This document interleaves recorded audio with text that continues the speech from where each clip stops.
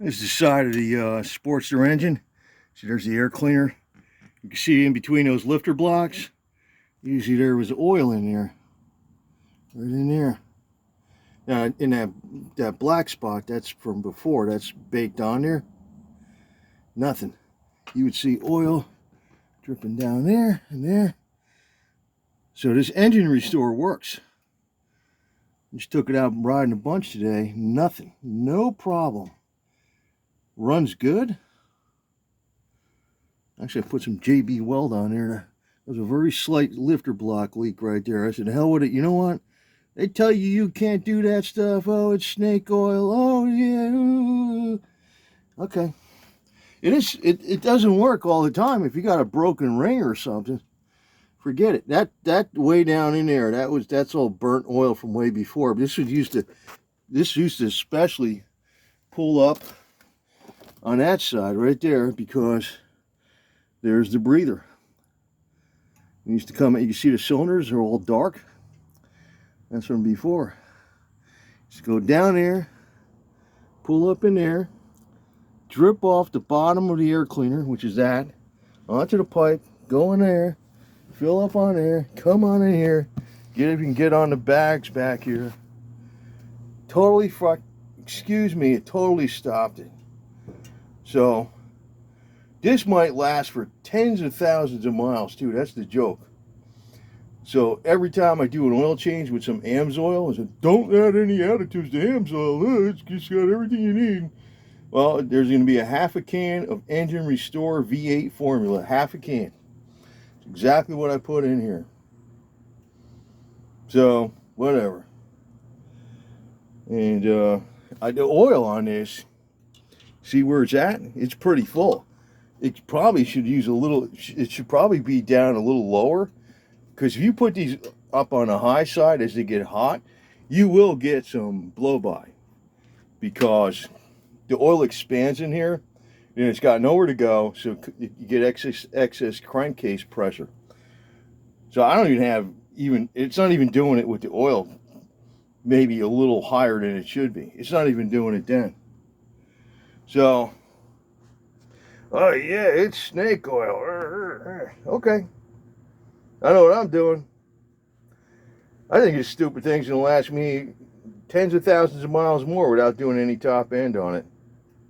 What I'm gonna do though is I was thinking about getting the Hammer Performance Kit, the 1275, because it does have the provisions for the larger valves, which I got the Baisley valves in there, the oversized valves, which they don't even make anymore. And I got the S&S heavy duty rods, which they don't make anymore, balanced at 60%. But it's a stock Harley pistons 20 over. But one thing I liked about the Hammer Performance Kit is that you could get the one that's not 10 to 1 or 11 to 1. You get a 9.3 to 1 compression ratio, which is I'd rather run that. But I don't need it. I don't need it. What I'm probably going to do, though, is get a whole spare 1991 to 99, somewhere in that frame, engine and trans. Either an 883 or a 1200. It might be a 1200, but it might be an 883. I don't know. Well, preferably a 1200 because I might convert over an 883 and it'll cost me more money. And keep it on the side. Keep it in the house. It's not going to get all messed up or anything like that. Because I have this Sportster and I have the 91. It'll fit both Sportsters. The 91 Sportster's an 883. That stupid thing's probably going to last like 150,000 miles. Only got like 21,000 on it, so I'm good to go for a while. I would try this. I've never heard of anybody trying this on a Harley. Never. Yeah. Now, I want to say this. With Engine Restore, it's one of the, like, if you use like Slick 50, it's not the same thing at all, but if you use like, was that Door Lube was another one out there. It's totally different from that stuff. But you can use that. You can use Slick 50 Door Lube in a wet clutch. You cannot use Engine Restore in a wet clutch. So Harley doesn't share the engine oil with the trans oil, even though this is a unit construction. It's a separate oil.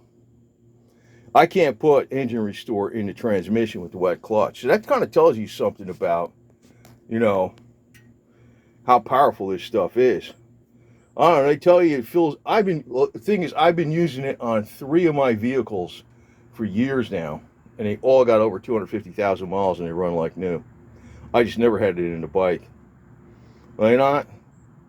Here's another caveat. I'm wondering, and I don't want to tell anybody to do this, but you know how the twin cams have those issues with the cam shoes wearing out?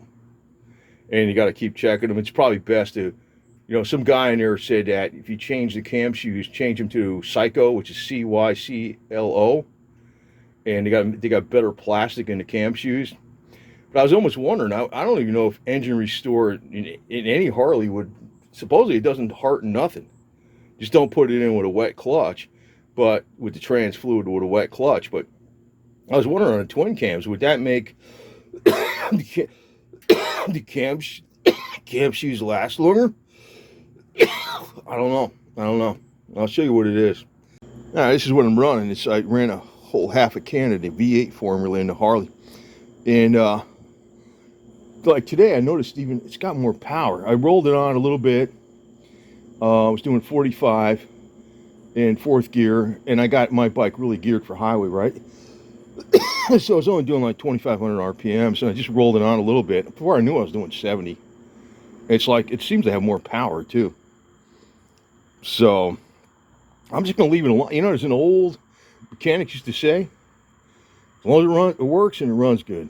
As long as it works and it runs good. That's a lot of the old guys. You remember Bucky used to say that. He used to have the pickup truck. It was all a dented up bed in the back because he used to have all the engines back there he'd haul with. And he did a lot of stuff with a pocket knife for everything, the wiring, clean the battery terminals and stuff. Old dude, man, kind of taught me some stuff way back when I was like 18 years old. You know, so long as it runs good, it works. That's what it's doing. And snake oil, whatever, in this application, it works great. And you can see it in other applications, it does work great. But I've never, ever, ever heard anybody use it on a Harley, ever.